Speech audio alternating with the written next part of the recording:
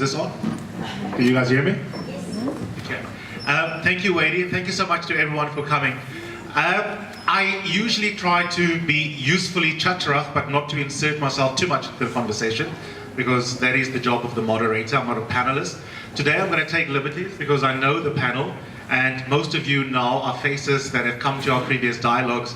So in a sense, this space is a familiar space. And I've got views on the issues we're going to talk about today. So it's going to be far, far more of a dynamic conversation. I'm not going to be policing it too strictly. The most important thing is to make sure that we have adequate opportunity for you to express your stories, your viewpoints, and to engage whatever the panel members say on stage. Beyond that, we will all be in conversation with each other and also keeping tabs on no one speaking too much. But I don't want to be a moderator today because there's a couple of things I do want to say. So I'm going to kick us off, and then in turn I will introduce and give my other panel members an opportunity to speak. Maximum 10 minutes, probably less for most of them. And then we will just shoot the breeze with you and stop at about 5 o'clock. The last couple of times we were told we should have gone on, and Wadey and I take that as a success criterion. We love it when you think that it was too short.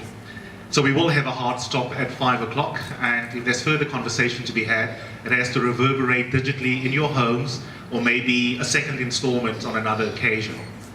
I want to make 3 points before I introduce Oliver to you. The first is about the composition of the panel, because it does bother me, and it did bother me, and Wadey knows that I pushed back. I was the one who initially said, maybe men should talk about these issues. And then she loved the idea, and then I was like, oh no, actually we shouldn't. And I then engaged right up to the second when she was ready to hit the press button to actually send out the poster. I had engaged some of my friends, particularly my black feminist friends, to just check in with them whether this is madness. Because I think 9 times out of 10, a manel, which is an all-male panel, is unacceptable. But I wondered whether such panels are a priori unacceptable, or whether it depends on the intention, the context, and what you set up. And in the end, after speaking to some of my black feminist friends, I was very comfortable with it. So the optics on stage will look horrible on social media if you don't provide context, which is why I haven't engaged anyone on this on social media. But in this forum, I'm happy to have that conversation. And I think it ties to the substantive issues. I think that we are the ones who rape, and know that we are the ones who rape. We are the ones who must come up with the solutions. Yeah. You as women and as girls need a break. If we can be experts at preying on you, then we can be experts on undoing our own behavior. I mean, it's madness to me that women are supposed to be at the center of the conversation about how to stop rape culture and how to stop rape. I mean, it doesn't make sense to me.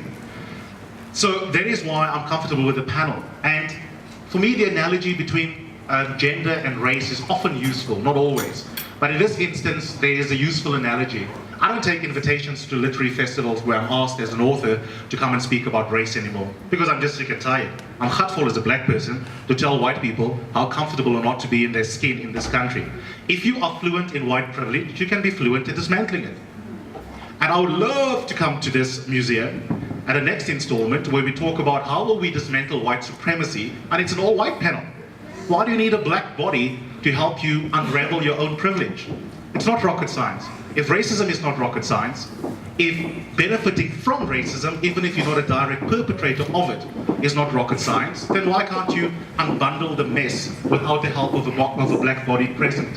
So there's a couple of dangers that we need to guard against. In general, demographically unrepresentative panels are unacceptable, but not always. The flip side is also true, by the way. I have been party to conversations where event organizers will first come up with the people they'd love to have on there. So you might have 3 white men being discussed, and then someone will say, oh shit, we better have women on. Oh gosh, we better have a black person on. So you also have the performance of liberal representativity, but that is often disingenuous, where a black person may be on a panel, but actually that person is not regarded as the expert. So that you have the look of a mixed panel, and the appearance of a well-curated event, but in reality, you know that a lot of the people who are in the audience are coming to hear the white person speak. Or funny enough, the converse is also true, as I've experienced at the Friendship Literary Festival, where you will have nominally some white people on a panel on race, but actually, most of the white members in the audience are there to hear what the black person has to tell them about race. So there are many different ways in which we need to tackle this problem around rape and rape culture. There are many conversations to be had. There are many different fora to be set up. Mixed panels can work. But there's also a very important space that we need to create where we as men can not pretend like we aren't fluent in misogyny and say, please, please, Wadey, please can you help us to just understand, like, you know, sometimes we pinch a woman's butt at work and we don't really know that it's misogynistic. Can you please be part of the panel so you can give us a shopping list of all the things we mustn't do? No! If you are an ally in the fight for gender equality, why can't you as a man have that conversation? Why can't Max and I talk about my behavior? Why do I need that conversation to be mediated through a female body? I think women need a psychic break from fighting misogyny, and I think men need to own up to our role in it, and therefore the conversations we need to engender in the same way in which every single conversation about white privilege does not need to include a black person. Is it the only way of approaching these issues? Absolutely not. One of my favorite South Africans, I can't cite him because I don't have his permission, turned out an opportunity to be on the panel. I deeply respect him. I was hoping he'd be in the audience so that we can engage today.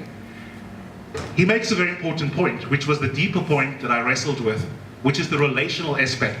If part of dismantling rape culture is about learning how men and women can respect each other in terms of our mutual presence in a particular space, and isn't it important to have mixed panels so that you can practice that relational element?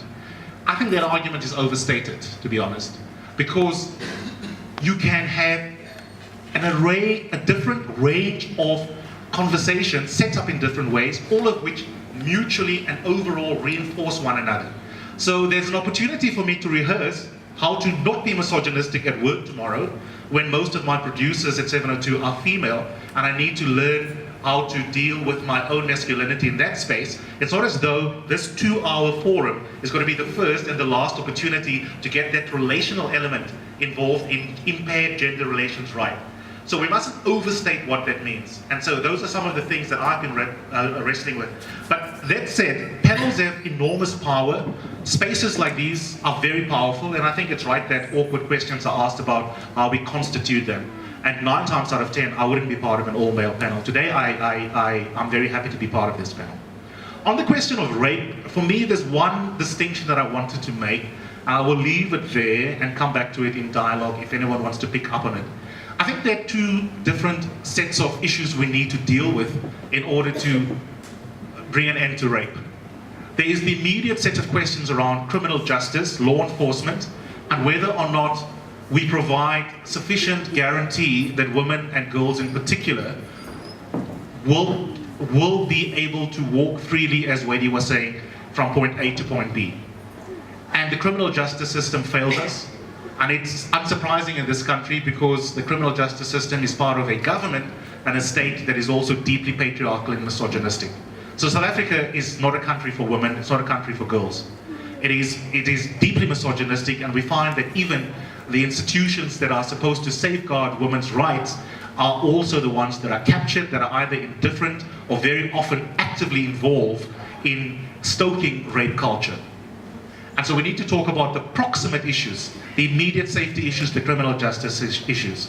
But then I want to distinguish that from the deeper issues. You know, the law is inherently adversarial. There are winners and losers when it comes to legal processes. By the time you run to the courts, it means that you've already failed to deal with the underlying social drivers of a phenomenon.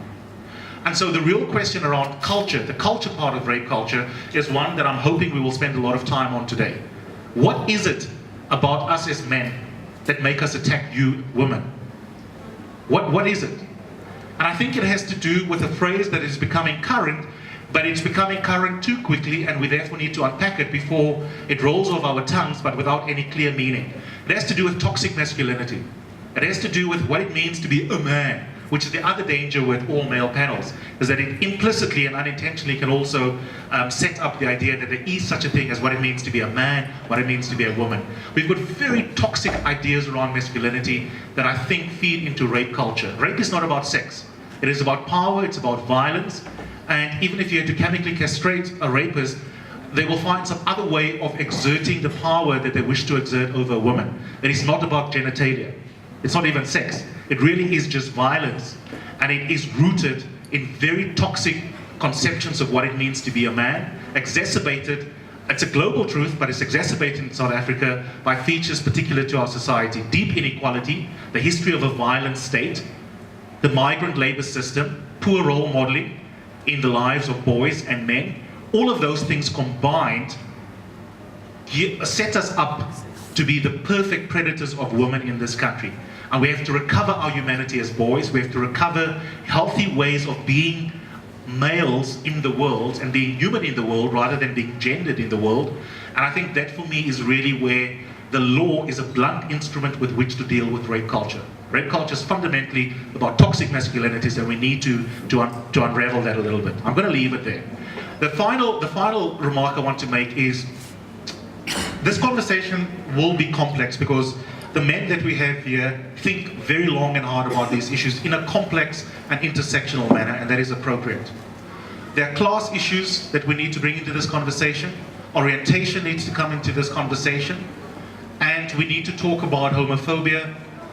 And I've just written my Mail and Guardian column about the Deputy Minister of Higher Education. Homophobia and patriarchy are cousins. So we need to complicate the conversation, even if it leaves us feeling, ish, there wasn't one clear message today, one clear answer. That's okay, because in reality, rape culture piggybacks on a range of factors that interrelate in very complicated ways. So we can't be reductionist about it. So take, for example, the question of, which is very close to my heart and some of the panelists, when it comes to being a gay man. The violence inherent in patriarchy and the toxic masculinity that is so prevalent in our country, it runs so deep that no man is spared its noxious effects. You find, for example, that even gay men, we have toxic masculinity that we rehearse. If someone is homophobic and violent, like the Deputy Minister of Higher Education, you cannot even assume, and I do not know what his sexual orientation is, but you cannot even assume, as many people are assuming in the last couple of days, that this is a straight man who's just being violent and hates being called gay. It's actually, you can't. Some of the most misogynistic behavior I've seen have been from gay men. Some of the worst homophobia I've seen have been from gay men. And the reason is that the underlying misogyny that feeds into rape culture is a cousin of homophobia. And the connection is very simple. We grow up as boys being told there are certain ways you shouldn't behave. Men can't have sex with men. Men can't show emotion. Men can't cry. Men are not allowed to be vulnerable. And effectively, what holds all of that together is do not behave like a woman. And then we have a stereotype, which itself is problematic, what it means to be a woman. So the point at which you call someone a moffie, a stabane, gay, the reason why that lands violently is because the person hears you effeminizing them, and effectively they hear you calling them a woman, and God forbid you should do that to a man that has toxic masculinity running throughout them, including self-hate and internalized stigma on the part of even gay men, which is why there's a lot of misogyny within the gay community, and why, for me, for example, I have butch privilege as a gay man, because my masculinity means that I'm immune to certain kinds of violence that effeminate men experience, and that is connected to rape culture in the sense that anything that is seen to be too closely associated with a female body is regarded as a slight for a man to be associated with. So gay men can be misogynistic, hate women. Gay men often shows zero empathy for lesbian women, for example. So this is not even a conversation only about powerful straight men, powerful straight white men. This is a conversation that indicts all men. And Professor Kopano Ratela, in his latest book, Liberating Masculinities, does a brilliant job of almost giving us a taxonomy of the different kinds of poisonous masculinities in society. And he says there's a working class black male version of toxic masculinity that has a particular strands to it that needs to be understood. It's very different to the straight white male who's a CEO. But we are all toxic in our masculinity. It plays out differently, and we need to understand the particularities as well as the overlapping consensus between it. So that's all I'm going to say for now. I'll toss that out as some thought starters, and we can pick up on any of the things that I have said. The first person I want to introduce to you is Oliver Dickson. I've known him now for several years. Oliver is a columnist, he's a writer, he's a young South African with a massive heart who grapples with these issues and his own place in the world, his own sense of purpose. He's a columnist, he coaches debating, he's an excellent speaker, and at one time was the top speaker on the continent. So he's very, very eloquent, and he's still recovering from the downsides of being a competitive debater. But we welcome him to this space.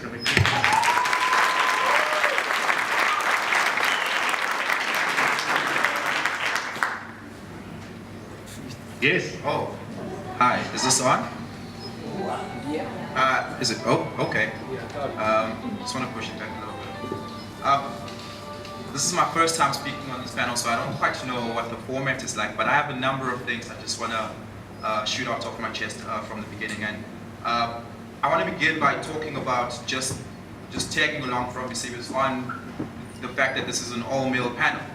And, you know, we need to be careful as men what it is that we say and what it is that we don't say. So I think positionality is always important in having these sort of conversations. So just as though if this was an all-black room with one white person sitting here, I don't think anyone would be comfortable with that white person telling the rest of the people in the room how it is they ought to be black, how it is they ought to curate their blackness, and how they ought to construct their activism.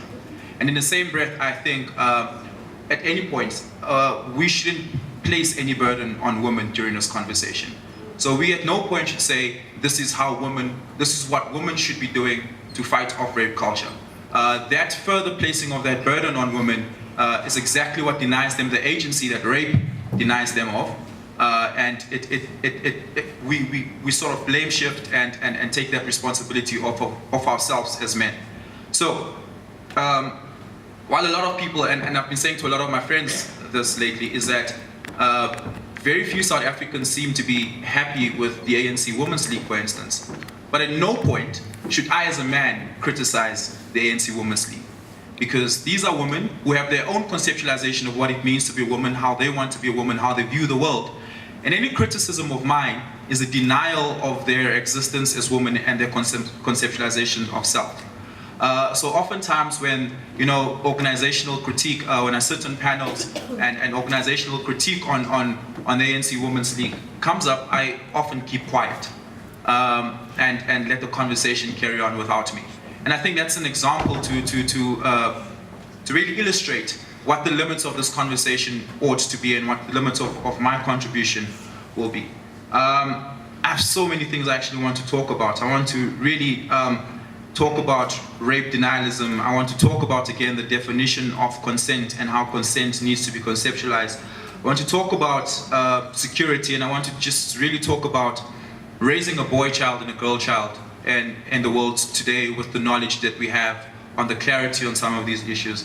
And then lastly, I want to talk about the class difference. I come from a little township on the West Rand called Randfontein. Many of you don't know it, but it's on your way to Carltonville. Many of you should at least know Carltonville. And in Randfontein, in the street I grew up in, there were at least 4 taverns and shebeens within a stone throw away from where I lived. And a lot of the things I know today to be wrong, I didn't know then to be wrong. A lot of the things I witnessed then, you know, shocked me today that I lived in a world that shaped me in that way. And a lot of that informed sort of a lot of my behavior and how oftentimes my behavior can be problematic towards women.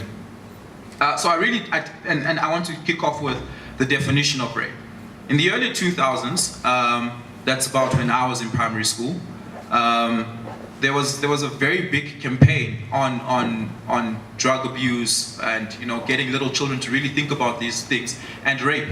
And there was a massive billboard on my way to school, and it read, "No means no." And I think that's the definition of rape we've been carrying with ourselves for the longest time. I think that definition may be outdated now, because when no means no, oftentimes men rape women, and the defense is she didn't say no.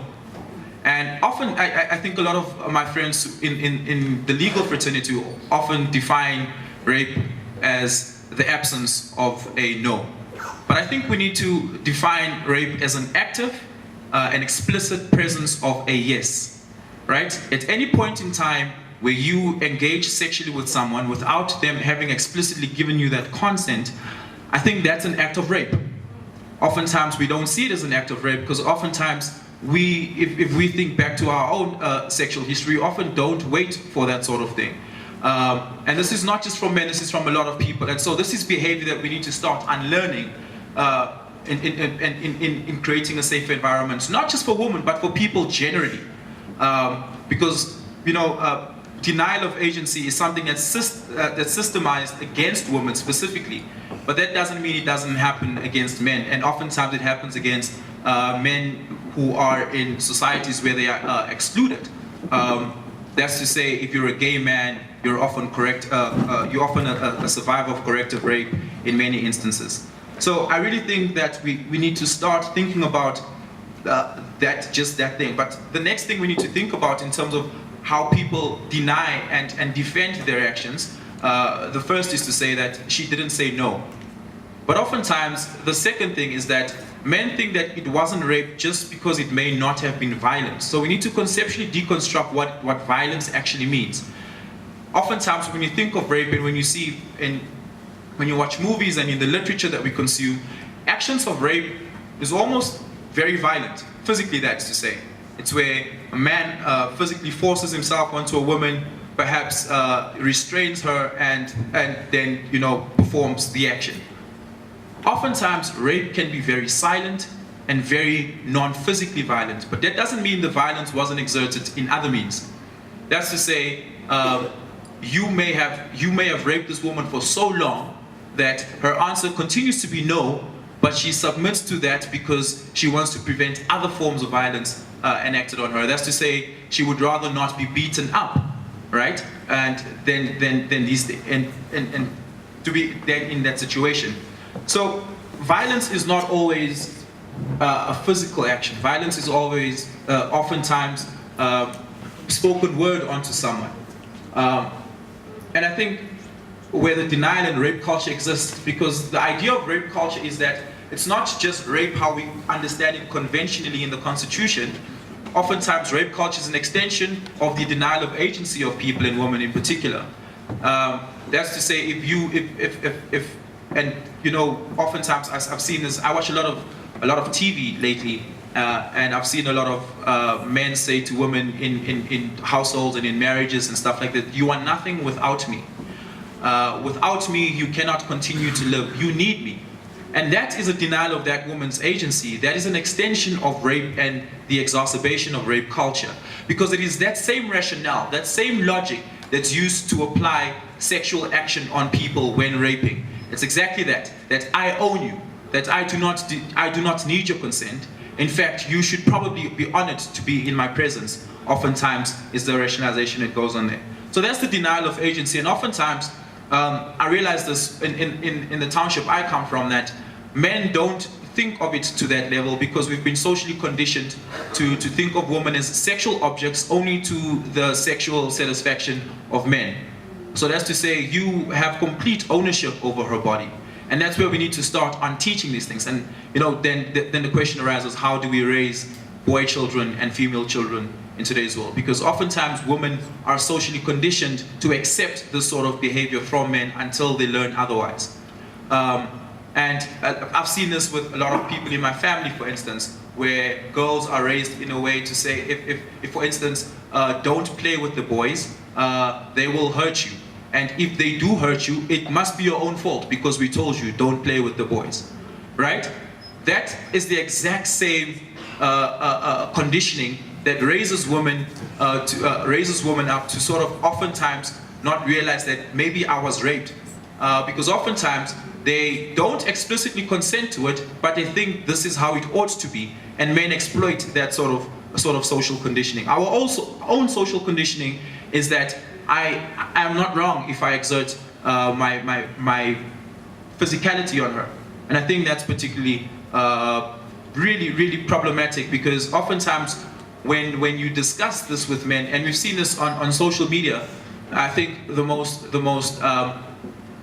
starking example of this was the whole debate happening on social media just after the Rhodes reference list was published. A lot of the people that came to the defense of the men on that list said, and the sort of defenses they said was that she didn't say no. We saw them leave the party together. We know they were dating. And they think of these as defenses, but do not often realize that consent needs to happen at that exact moment. Oftentimes consent changes even within the action itself. So while a woman may be having sex with a man, at any point where that woman withdraws that consent, any continuation thereof is rape. And oftentimes men use that as a defense to say, she said yes, but then she also said no at some point and you continued. And I'm not sure if they don't, if at least my peers don't understand rape culture, if there is an unwillingness on their part to understand rape culture, or if they genuinely just don't understand it. And I think oftentimes we need to shape our literature in ways that teaches rape culture better. That's to say, the TV that we consume, the media that we read, needs to be more broad in how it defines consent and not stick to the narrow definition of consent that we've grown up to knowing. That's to say, the slogan of no means no. Lastly, I just want to talk about, lastly on denialism, I just want to talk about something that I think happens a lot in terms of rape defenses, and this is sort of a defense that popped up in the Jacob Zuma trial. It was oftentimes where I live, rape occurs so often that it travels as though it's just another thing on another day. There's no outrage anymore. It was, oh well, our times are coming anyway.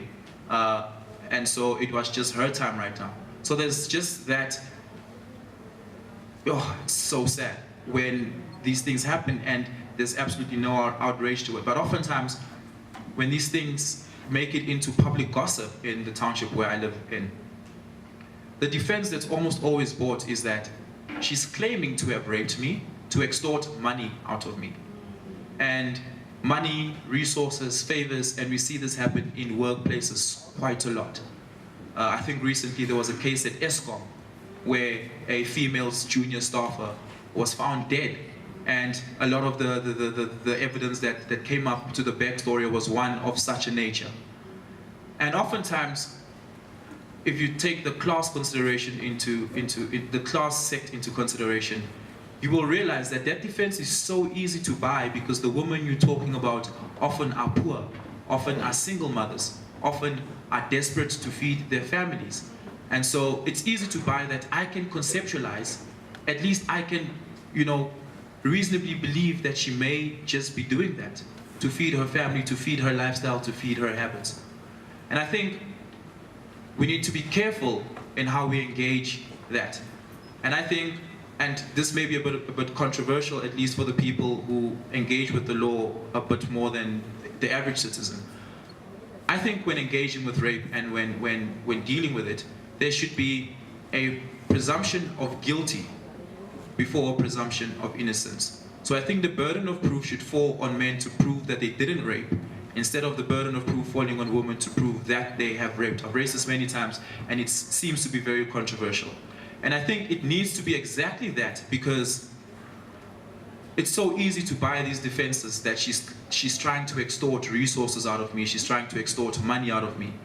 And if you can, by some margin, prove that to be the case, or at least conceivably be the case, oftentimes those men win court cases, and those women with very little resources, with very little support, lose those cases. They go back into societies and are called liars on top of being rape survivors. They're accused of other things like trying to break up families, because oftentimes you find that these are married men whose wives would leave them if they found out this to be true. So those sort of defenses and social construction is exactly what denies women their agency in reporting rape. That's to say, before they even get to the police station where the police officer will ask her, what were you wearing? What were you doing out so late? They have to deal with that internal battle of what will people say? They're probably going to say that I am poor, I'm trying to extort money. They're probably going to say I'm trying to break up this man's family. And I think those reasons are so strong in society that we need to move from a legal position of presuming guilt and moving from guilt to innocence if it is the case. I'll leave it there for now.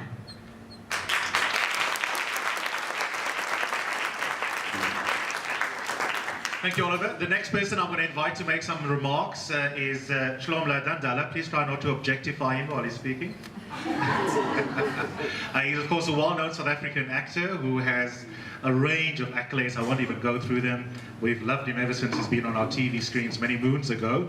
And also someone who feels very passionate about justice and social justice issues.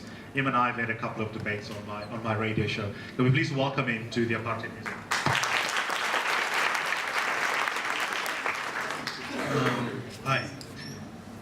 Hello? It's on? Oh, okay. It's weird. There's no feedback. So. I don't do a lot of these kind of talks, so you'll forgive me. My thoughts are kind of all over the place. There's about 19 different things I'd like to say. Very blessed. And so it seems the quickest and neatest way of having this conversation is really sharing about my journey through understanding where we need to be. Oh, by the way, as a slight disclaimer, and perhaps I wasn't listening properly, I had understood the invite to be that it's going to be men talking about what it is we are doing and how we contribute to. I'm happy to see ladies in the house, and I'm a little nervous now about some of the things I might need to say. Okay, so anyway, I'm a preacher's kid. I grew up in the church a lot, deep in the church. My father is he's a landmark in the church, and so I grew up with very Christian values. And not only that, I come from a background of well, very traditional. You know, moving around a lot meant you got to live in a whole bunch of townships and 1 or 2 suburbs, but my home has always been in the Transkei, which is a deeply rural place where old cultural practices still exist. You know, Amato, men speak in the crawl. When you have been particularly naughty out there, the worst thing that can happen to you as a man is to be summoned by men and put in a crawl and chastised and such. So the idea of manhood was very strong. One of the other things that I grew up with was the supreme, what should we call it, chase for truth and justice. I've kind of inherited those 2 things from my parents, which meant I can't keep my mouth shut. When there are things that I feel quite strongly about, rightfully or wrongly, I will jump in there and voice my opinion and learn about 3 hours into the conversation that perhaps I should have kept my mouth shut. So my journey into even having this kind of debate started when my daughter was born. Yeah, love her deeply. Where you go, hang on, I've just had a daughter, and I've had a daughter in a world where she can be beaten, she is expected to wash the dishes. I'm going to have to sell her off one day. If she meets a really nice boy that she likes, I'm going to have to sell her off. And suddenly I go, no, there's something wrong here. This is not how one wants to be. And so began my journey. And my big aha moment, I have a lot of activity on Twitter where I will argue with anyone, anytime, man, anytime is good for me. And so I can't remember exactly what had happened. Oh, there was another outrageous rape. Someone had, you know, and so the hashtag men are trash began to fly around and everything. And I said, well, hang on, listen. It's not men who do this. It's boys. It's people who have clearly not graduated to being men. Because in my mind, I still had the old idea that a man does this, a man is a protector, a man, and so anyone who falls short of that is clearly not a man. And my big aha moment happened with my wife, who has come to be a great editor of my thoughts. Just as a side thing, always marry someone wiser than you. Put that in your. So my wife was infinitely wiser than me. started painting, because she argued that, no, it's men. Men are trash. All men. And she slowly started explaining to me the experience of being a woman. Just a normal day-to-day experience of being a woman. I wake up next to a man who, well, we weren't vibing last night, and so might wake up today and dump me. Because he still hasn't gotten past that argument we had last night. And so I need to step lightly. I then have to wake up and make breakfast for said man, because that's my duty. When I've done all of these things, we both of us have to then go to work, where I will be getting in my car and accosted by a bunch of homeless people and people selling things, and they will come to me because I'm an easy target. They wouldn't do that to a guy because worst case scenario, he gets out of the car and we have ourselves a physical discussion. They know that that won't happen with me. And so they cost me a little bit more. Then I'm going to get to work, and when I get to work, I'm going to have to either put on my man face so I can be taken seriously, or I'm going to be dealing with women who look at me like, who the hell do you think you are, trying to be the boss of your own company? And so, yeah, so she unpacks all of these things, and in there I suddenly realize my own culpability. We are, all of us men, culpable. So, when we talk about rape culture, the final point, yes, is the actual rape. But it began when that little boy was 2 years old and told that, stop hitting your sister because you're stronger. That's where it began. It began when we started teaching our boys, listen, sit down, let the girl go and do the dishes, and you need to learn to protect. And all these things that we learn. And I remembered something that I had always bandied about, and since that moment I haven't actually said it. This is how men think. Check me please, men in the room, if I am wrong. You know how women like to say, hey, we're so complicated and we don't understand men. Men are so complicated. Nonsense. We're simple as pie. Men generally operate on or have been taught to operate this way. Mine, not mine. That's it. Mine, not mine. My country, I will fight and die for it. Not my country, oh look, somebody else's country is burning. My car, it's a little Beetle, but don't touch it. It's mine. Yes, that's very nice that you have a Ferrari, but you do not touch this one. Can I drive your Ferrari? Absolutely, thank you. When we're done, does it mean you can drive my Beetle? No, it's mine. My woman, mine. Mine, I own her. She is my woman. I will, very much like I would do for my Beetle. I answer with my Beetle, I'll buy it the best tires I can afford. I will wash it every day. I will clean it. I will, I'll clean it with a toothbrush because it's mine. I worship it, but it's my possession. But I worship it, but it's mine. Same thing with my woman. She is my woman. You need hair? I'm gonna hook it up because I want you to look nice. Because you're mine. You reflect me. What do you need? But then don't talk back. The Beetle doesn't talk back. Why are you talking back? And once this Beetle starts having bigger, better opinions than me, starts having a better salary than me, and starts thinking maybe I'm the Beetle in this house, okay, stop. Now I gotta put you in your place. Because you are mine.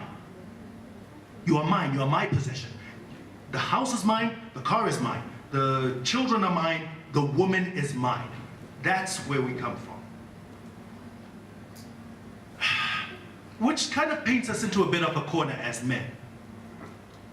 Because we've got this kind of structure now. We've got a structure where, on the one hand, we've got women that we're empowering. Women must earn the same as men. We don't even say more than men. Women must, because we're the barometer, you see. So women must earn the same as men. Except we've also taught the women at home that, listen, never marry you're equal. Always marry up. Okay? I mean, you look at any marriage. Marriages that work currently need to either have a willfully defeated man or a powerful man who can exercise power over his women. And note, I did say women. We could go into polygamy for days. But you follow. So we've got this contradiction that we keep teaching. So now you have a woman who's earning 400,000 Rand a month who can't find a husband.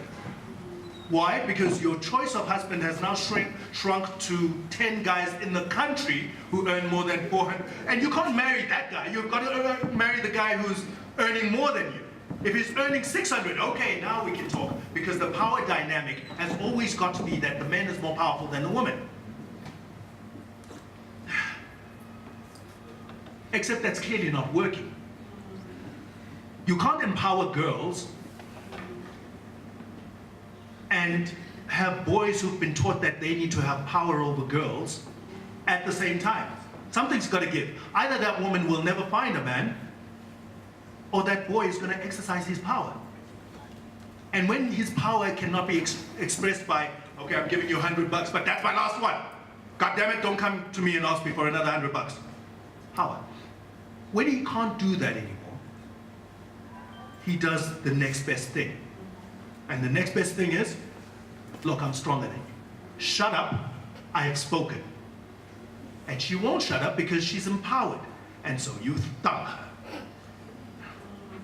In many different ways, obviously. And so where do we go? Well, one of two choices to my mind. You've either got to define masculinity outside of the power exerted over another, or you've got to then create a society where gender simply doesn't matter.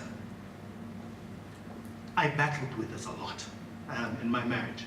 I battled with it a lot, because I come from this, I still do, come from this culture of I am a man, therefore. And strange enough, currently, because it's kind of a work in progress, currently, when two men get together, it's not a given who's going to wash the dishes. When two men get together, it's not given who's stronger. In any form, financially, status, physically, or anything like that. So then they have to work through the process of, hey, what are you good at? I'm assuming, because I've never been in a gay relationship. What's your partner's name? No, the irony is that many of us in gay relationships model ourselves after you and your wife, so don't look to us. Oh, well, we have much to learn from each other. But this is where we're really battling with it. Because I've had to say, listen, you're actually better at connecting the TV than me. You're better at taking care of the car. I'm a beast when it comes to cleaning the house. I'm a beast at that. Except sometimes I'll sit there going, oh, you missed the spot, but I can't touch it because I'm a man and you're a woman and you have to do it. And so this is where we've come to. And really, to my mind currently, as men, we have got to start saying, look, masculinity is not about exerting power over another. We've got to unlearn a lot of the things that our fathers taught us, our mothers. I learned some of the best lessons about how to be a man from my mother.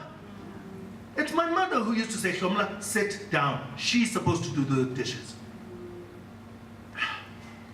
And so one is going through the process of unlearning a lot of those kind of things.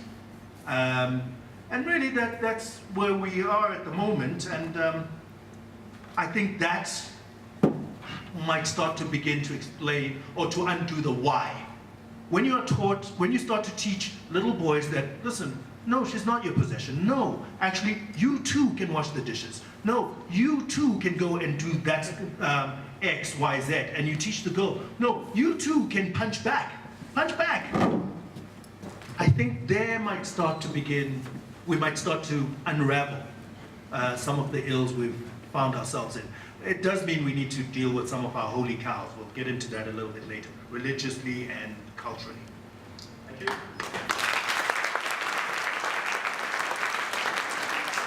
Thank you, Shlomo. Let's try and pick up the pace a little bit. Our next speaker is Professor Farid Esack, one of my favorite South Africans, a Muslim theologian who is a brilliant scholar. He has studied and lectured literally across the world, everywhere from Pakistan to Germany, to the UK, to America, here at UJ as well, and has written on an insane range of issues, everything from liberation theology to gender, Islam and HIV and AIDS, and deeply committed to justice. And on top of that, that annoyingly humble person who's not just brilliant, but also very kind and very humble. Can we please welcome him to this space?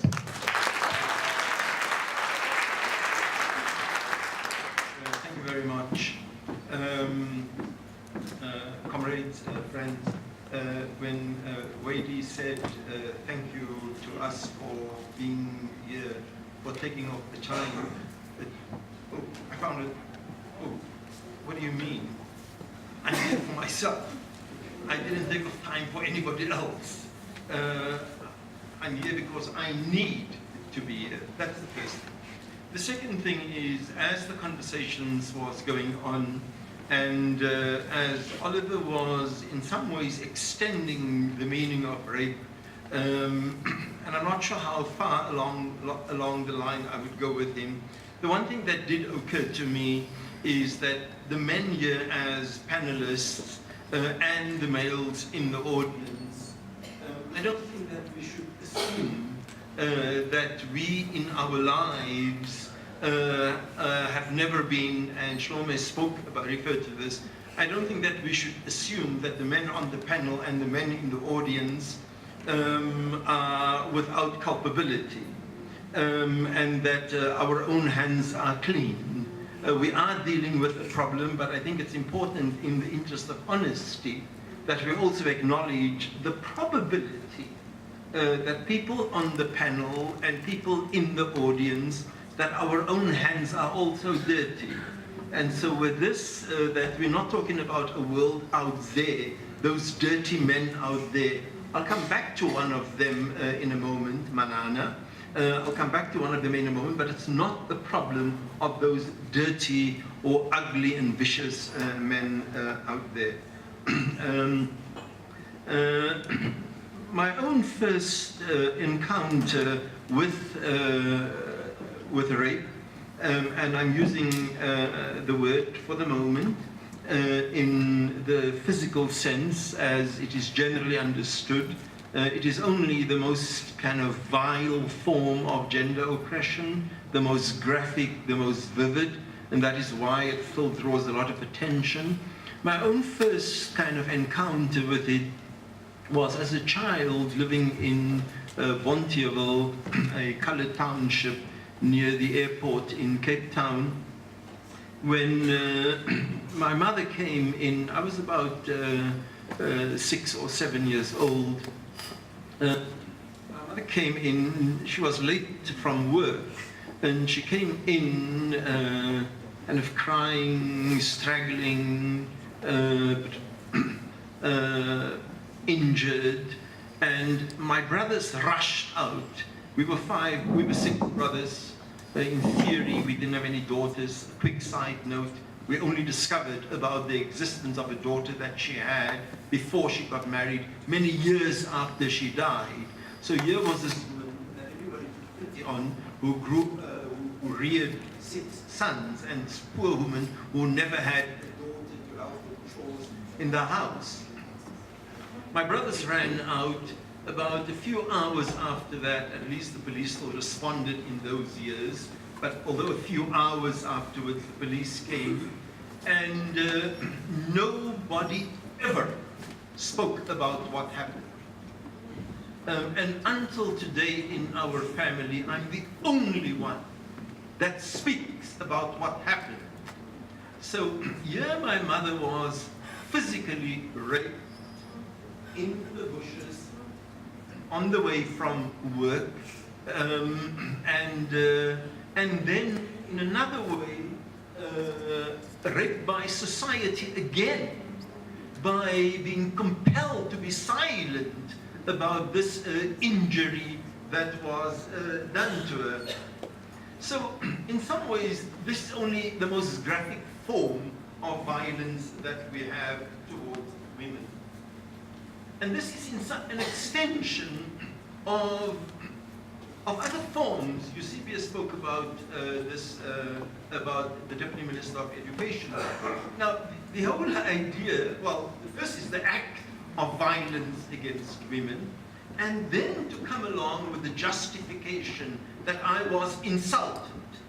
But the whole notion of being insulted comes from the whole other association of I was insulted because I was called half a man. I was called Ben. And the other half of me is supposed to be the feminine half of me. And how can you call me a half a human being if the other half of me is a sexual identity that I am not comfortable with? And then the irony is that at a public level, internalization of gender equality discourse, because here you're dealing with a deputy minister who's been leading a series of workshops on gender-based violence in high school. And so, and this is why I was drawing attention, Eusebius, to us speaking, because you don't know the skeletons in our own closets. And so you've got the public embrace of a discourse, gender friendliness, Women's Day, the President speaking today at a Women's Day rally, the public embrace of it, and then the insidious, pervasive, the ongoing reality of this at an actual level. So, in some ways, the question of rape is as much of a woman's issue as what the question of racism is that of black people. Racism is not black people's issue. In the large, black people are the victims of racism, but racism is a problem of white privilege. The racism that black people experience is only an extension. It is only the consequence of white privilege, white arrogance, white presumption. And so the question of rape, the question of gender violence, it's not a woman's problem. Women, it's only a woman's problem to the extent that the women are saddled with the consequences of what has been described as a toxic masculinity. And when I came on my way to the museum, I listened for about 20-25 minutes to a program on women and bras. I don't know whom of you listened to it on your way here. And it lasted, well, I think that the program was a bit of an hour-long program. I think it was on 702. It wasn't me.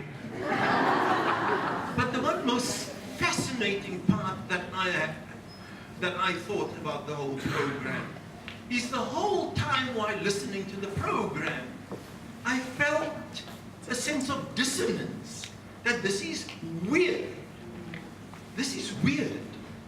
A conversation on bras.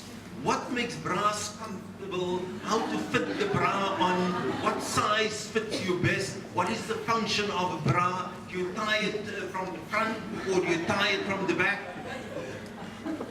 It wasn't the conversation itself, but it was the fact that the daily reality of countless of women is seen as weird.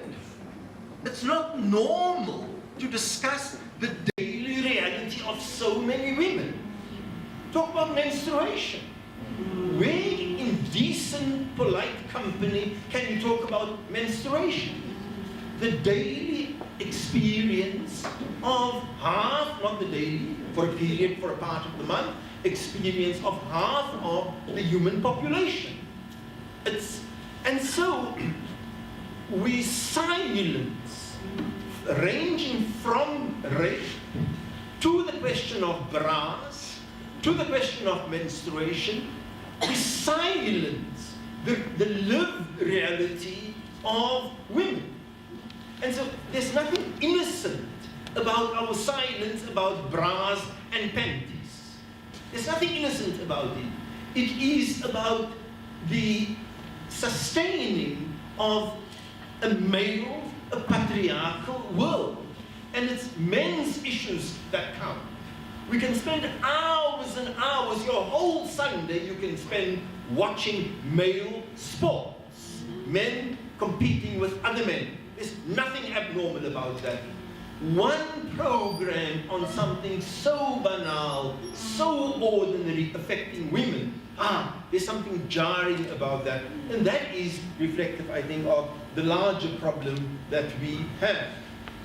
Now, in some ways, part of our responsibility as men is to promote the whole idea that in relationships of power, and this is really what patriarchy is about, that there is no freedom for men. If I am in a relationship with you, and if I have my wrists or my hands around your neck, I too am not free to do anything. I can't fully be myself. I can't enjoy the sunshine. I can't walk. I can't breathe. I can't write poetry. I can't cry. I can't do anything. I'm not I, because I am existing in a relationship of being a slave owner. And I continuously have to be on the guard that my grip over my slaves may not escape. And so, of course, when one says complex, one doesn't mean that, that one doesn't have a clear moral position around it. But I think that the questions behind masculinity or patriarchy, toxic masculinity, I think that they are deeply connected and they're interconnected. Whether we talk about religion or whether we talk about culture, our history, and I see rape, I mean, for now, Oliver, I've taken your story on board, I need to work through it. But I do see rape as an extension of violence. I see the different manifestations of violence, and in South Africa particularly, now sometimes, you know, like you wonder about, say, HIV rates. And then you say, no, it's not just a question, or no, let's take an easy example, the question of say, theft or stealing or criminality. And then you wonder, wait, poverty, homelessness leads to criminality. And he says, but wait, you know, in a country like Bangladesh, where people are infinitely poorer than generally the poor people in South Africa, there you don't have these rates of ordinary criminality. But that is because in a country like Bangladesh, you do not generally find the obvious disparities in income that you find inside South Africa. And so class and the disparities combines, of course, with our history of the dehumanization of people living on the mines, apartheid, and class, and so on. And so there's the valorized, I mean, there's the whole question of how culture, religion intersects with class, the history of our country. All of this, I think, has contributed to how we continue to view women, and particularly this vile form, or the acceptability amongst large parts of our population of rape. What do we do in the midst of this as men?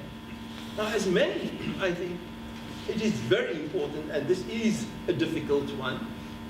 We need, I mean, this, the whole question of how culture, religion intersects with class, the history of our country. All of this, I think, has contributed to how we continue to view women, and particularly this vile form, or the acceptability amongst large parts of our population of rape.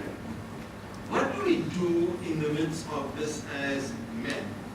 Now, as men, I think it is very important, and this is a difficult one. We need to understand that how do we cede power? How do you realize that you become a better person by speaking less, by exercising less power over other people, by being a lesser person inside a relationship? That's the one. But for me, I find two things, and the one is related to the other one. We need to learn to valorize dissent.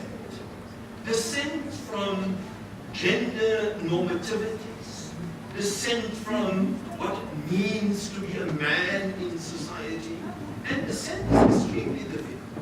When you're in a gym, for example, and every second word around you goes around the genitalia of women, how do you, as one person, challenge all those very well-built macho bodybuilders around you?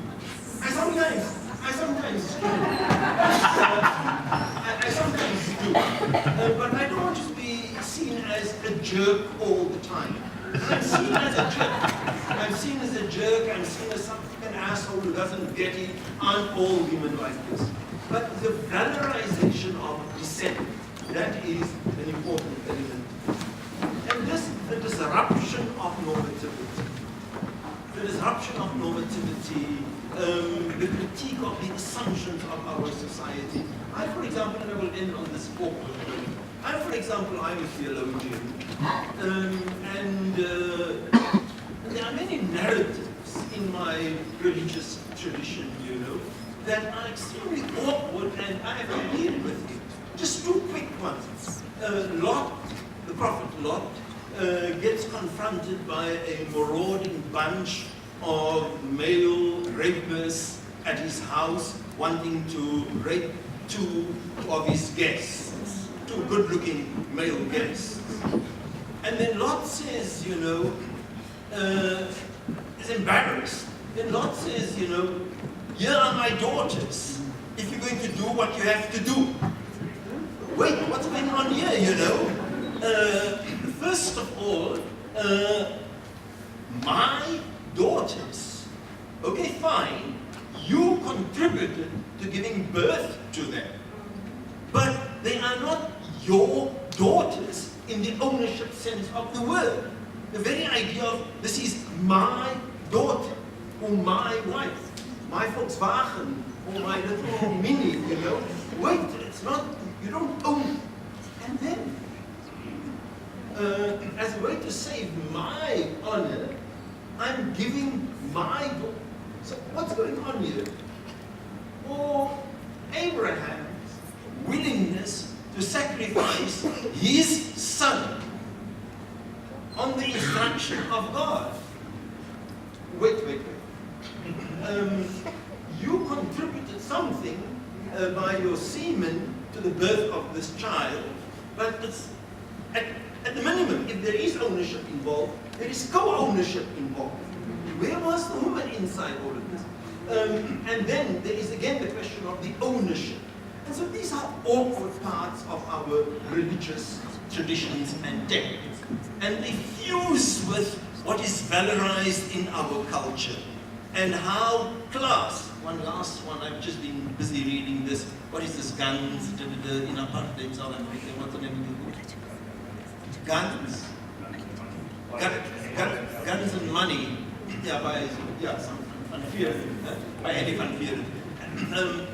And so there you see how it's guns and money, it was collaboration, but it was really an entirely male venture. Apartheid was a male venture. The struggle to support apartheid was a male venture. And so it's complex patriarchy, but it is only when we valorize dissent in the same, and it is possible. Many of us come from a generation who valorized dissent against apartheid. And we became heroes because And it is only in this way, I think, that we as men, by valorizing dissent against toxic masculinity, that we will assist in easing lives for our sisters. Thank you very much.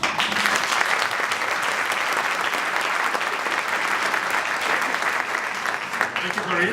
You must stop going to the Houghton gym. I think that's where I actually first met you. Our final speaker is Bushle. Bushle, I didn't even ask you beforehand which surname you preferred. I'm just going to introduce him as Bushle. Bushle is a very special South African. He does an amazing range of interdisciplinary work. He's both a creative and he's also a social psychologist. And that's why he's dressed as dapper as he is. And works on some fascinating questions around a range of things, everything from trauma, and also how we can recover our humanity in terms of our black existence in a post-apartheid South Africa, and what the connections are between the stuff deep in our human consciousness and our social relations in this country. So a really, really careful thinker, someone who doesn't mince his words, very thoughtful, and who's got a very synoptic approach to these issues because of his interdisciplinary commitments. Can we please welcome him to this?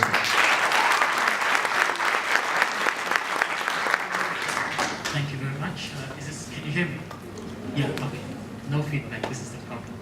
All right, so I'm really, really excited to be here. I'm embarrassed to tell you that it's actually my first time at the Apartheid Museum. So, but quite an occasion to be here for the first time. So thank you to Adi for inviting me. I really want to make two brief comments, but before I do, I also want to join here Esack by also echoing the fact that the fact of sitting here doesn't mean that I or any of us actually are clean. We are all contaminated with. And as he was speaking, I was thinking of the fact that I used to thump my little sisters when they were young as well, and it never occurred to me then that this was some form of violence itself. But more personally, I think for me, the question of violence, men's violence on and against women, I first encountered it at a young age, at 12, when I witnessed my father attempting to murder my mother. And I recently wrote about that in a creative non-fiction essay, which is now turning into an art installation with another young artist who had a similar experience when he was 6. So I think from that day onwards, I've been grappling with the question how to be a man in the world. And particularly because my father was soon after that out of our lives. So I was left with my mother, I being the eldest and 2 younger sisters to raise. So having played a very active role in the raising of my sisters, and all the fears that I had, and still have to some degree, that, and given where we were growing up, that they would either be raped or abducted, or both raped and abducted. And I don't live at home, so that continues to be my fear. Thank you. That continues to be my fear. So I've been thinking about this question, how to be a man, and particularly because I've seen the kind of pain and eating away at my mother's soul, so to speak, of having the burden of raising 3 children on your own, and in addition to that, living with HIV/AIDS because of the man who abused and then left you afterwards, and now then being diagnosed with cancer because of that HIV/AIDS. So the question when I ask myself, how am I to be a man in this world, I also think of it in terms of the ramifications of my actions on other people, as I've seen my father's ramifications on my mother's life, and myself and my sisters. So I puzzle over this quite a lot, and there's no easy answer, of course. So I want to say now 2 things as 2 ways in which I've been trying to think about this question of why men rape and this culture of violence against women and children. So on the one hand, in the first moment, the way I think about it, I see it as being continuous with the violence that men have perpetrated, particularly white men, and their ventures that we call racism and all these other projects of apartheid and empire and so on and so forth. So the violence that we men also perpetuate against women is continuous with that violence. So there isn't a break with that. And what that violence has done, for example, in racial terms, with the oppression and suppression of people of color, is that it sets up, of course, whiteness as the standard and men as the standard of what it means to be human, all right? And then, but whereas this is a very specific idea of what it means to be women, to be men, to be human beings in the world, it comes from the West, which is then overrepresented as what all humans ought to be in the world. And if you do not fit this, as there's no way of ever fitting it anyway, you are therefore lesser than. So this is exactly the same logic, if you like, that continues, particularly by what we're referring to here as toxic men, but men generally, because you don't have necessarily to be one way or the other. So now this continues in my mind, even when we forge liberation projects, because most of these projects globally are forged largely on racial terms. So, and particularly these projects often are led as well by men, and women's contributions are often sidelined. So even as we win this project, and even if we fail, the question of women and women's place in our attempts to create a more humane world often is left on the wayside. So that men then continue we never really get to critique our own positionality, as we often say, how we exist in the world in relationship to women and children. Yes, we do that in relationship to on racial terms, in terms of how we relate, how we live in the world in relation to white. So that's part of the reason I think we continue to do this, because we've never been forced to really think about our own identities, our own ways of living in the world and how toxic they are. So then what happens is that women and children remain then the missing link, even today, as we speak. And because of this then, women are of course forced to live in a very narrow plane of existence. Either, well, maybe three ways. One as sexualized bodies, two as domesticated bodies, and three as bodies that are meant to be clean and open canvases that men can play with whichever one way we please. This is how women are meant to live in the world. As has been mentioned before, the world, particularly South Africa, is not created for men, for women and children. It's not a place.